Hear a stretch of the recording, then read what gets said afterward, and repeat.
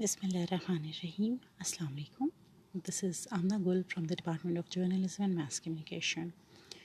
We're back with the course Development Support Communication, bearing the code GMC 413. Today we'll be discussing development communication approaches. It is an extension of the last lecture.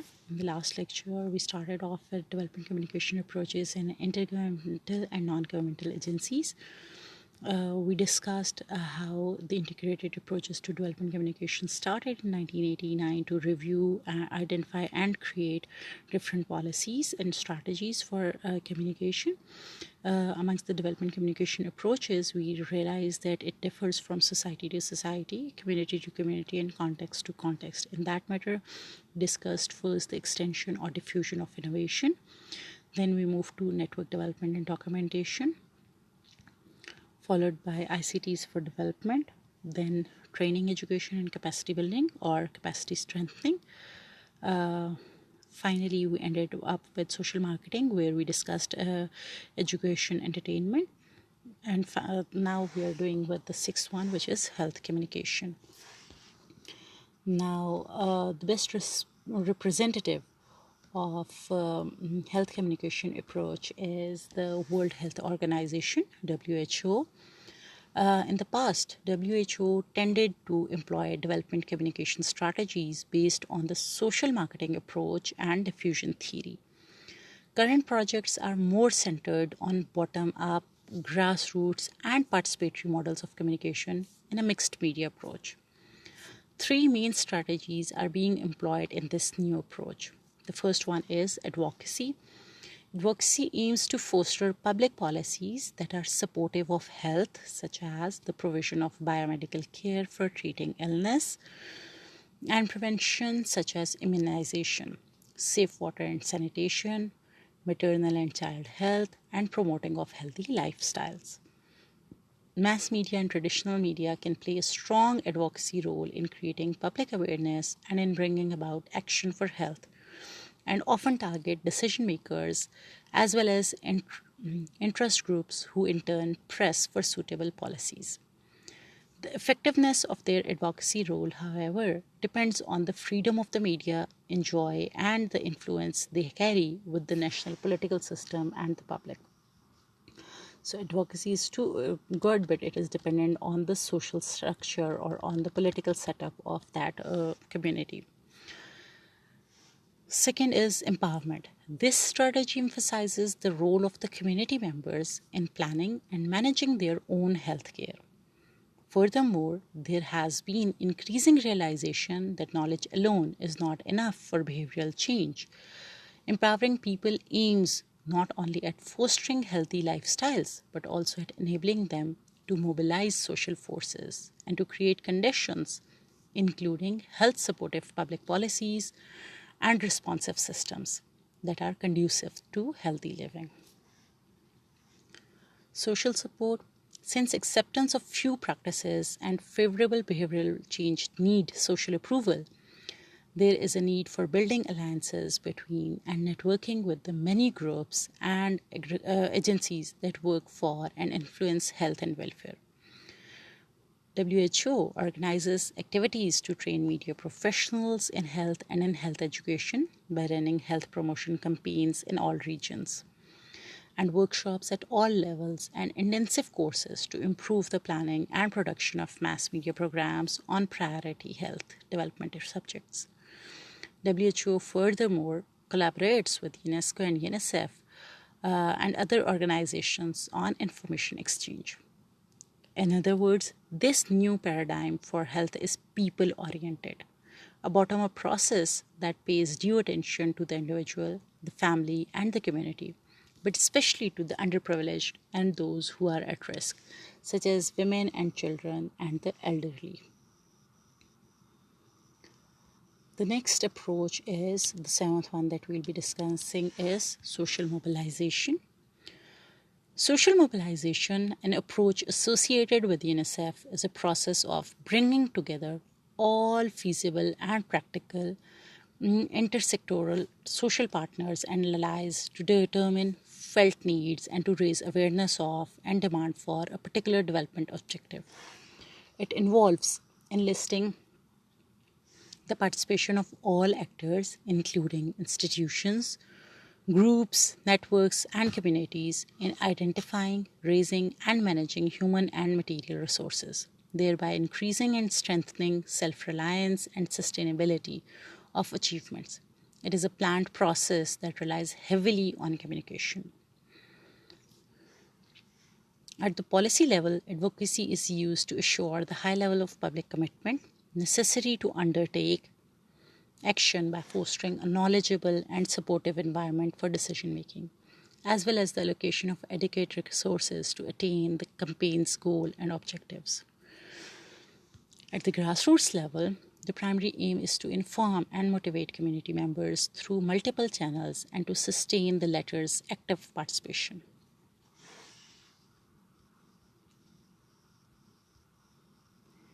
The next on the list is information, education, and communication. It is also known as IEC, owing to information, education, and communication. For several decades, IEC has been associated with population and family planning programs around the world. UNFPA was among the first to use the term IEC in 1969 in labeling its communication activities.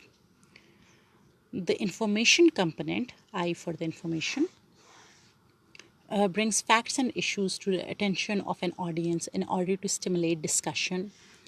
It also concerns the technical and statistical aspects of development, population information program strategies in the future geared towards improving databases and research, linking population to environmental and other development issues, identifying the role of women in population and development, reiterating the case for family planning, maintaining media attention and political commitment, and applying new technology to population information programs.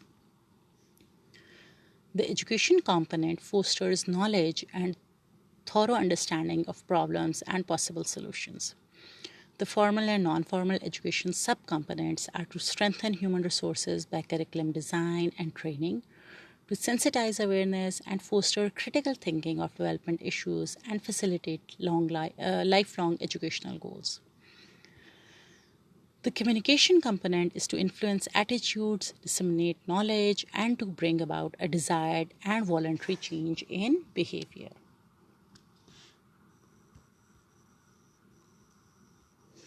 Ninth on the list is institution building.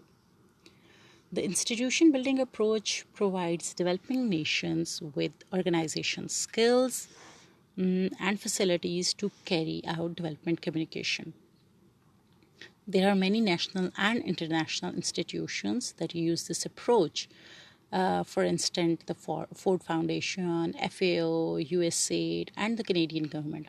However, UNESCO is the UN agency closely associated with this approach. For the Ford Foundation and FAO, institution building took place at the G.B. Pant University of Agriculture and Technology in Uttar Pradesh state of India in the late 1960s and 1980s respectively. The work consisted of both training the staff abroad to upgrade the communication competence and providing facilities for the university to produce radio programs and other resources for reaching the farm and rural population. In the 1970s, the USAID assisted the government in building 2 radio stations that were dedicated to supporting agricultural nutrition, and health activities in rural communities. In the 1980s, the Canadian government supported Indonesia to institutionalize special units in most major broadcast stations that were specially focused on development issues.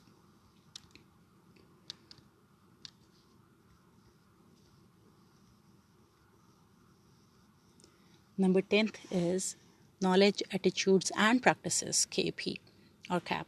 Development communicators work to bring about change in the behavior of people reached in the projects they undertake. Knowledge and attitudes are internal factors that affect how human beings act.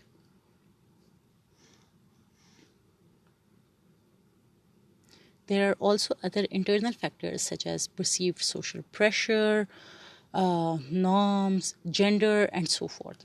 An enabling environment such as the education system, policy and legislation, cultural factors, service provision, religion, socio-political factors, physical environment, and organizational environment can also influence the knowledge and attitudes of the target groups. Knowledge is internalized learning based on scientific facts, experiences, and or traditional beliefs. Experiences show that knowledge is necessary but not sufficient to produce behavioral change, which only occur when perceptions, motivations, skill, and social environment also interact. Attitudes in this perspective are feelings, opinions, or values that an individual holds about a particular issue, problem, or concern. 11th on the list is development support communication. The development support communication DSC approach is the systematic utilization of appropriate communication channels and techniques to increase people's participation in development and to inform, motivate, and train rural populations mainly at grassroots level. This concept is one of the central ones in FAOs. FAO is Food and Agriculture Organization, I hope you know. This concept is one of the central ones in FAO's approach to communication for development.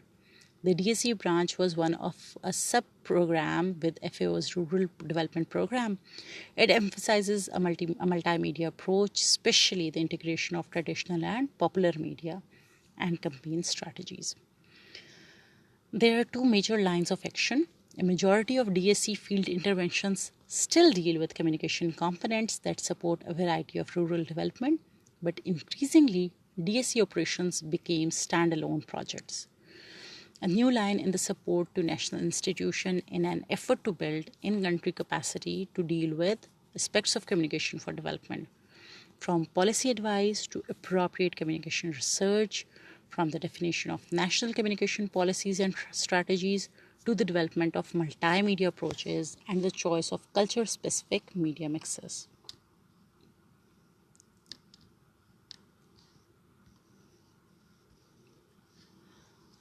Last but not the least, community participation.